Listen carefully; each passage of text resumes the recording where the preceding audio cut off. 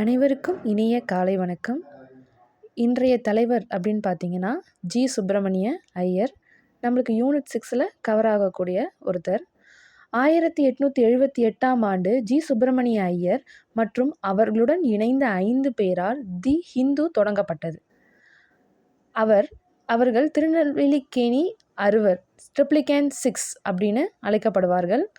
1885 first Congress மாநாடு நடந்துச்சுங்களே, அதை முன்மொழிந்தவர் யார்? W.C. பானர்ஜியை முன்மொழிந்தவர் ஜி. சுப்பிரமணிய ஐயர். இதில் இம்பார்ட்டண்டான டேட்டா என்னென்னா இந்த அரசியல் நூல்கள் தான். அவரோட அரசியல் நூல்கள் சுய ஆட்சி வினாவிடை, ஜப்பான் சரித்திரம், இந்தியா அதன் அரசியலும் வருங்கால நிலையும், பாரிசால் கொடுமைகள், காங்கிரஸ் பிரசாரங்கள். இவரோட சிறப்பு என்னன்னு பார்த்தீங்கன்னா தமிழ் இதழியல் துறையின் தந்தை. சமூக அமைப்பு ட்ரிப்ளிகேன் லீடரி சொசைட்டி. பத்திரிகை 1878 ஹிந்து, அது ஆங்கிலம். 1891 சுதேசமித்திரன் தேசிய பருவ இதழ், அது 1899 நாளிதழாக மாறுச்சு.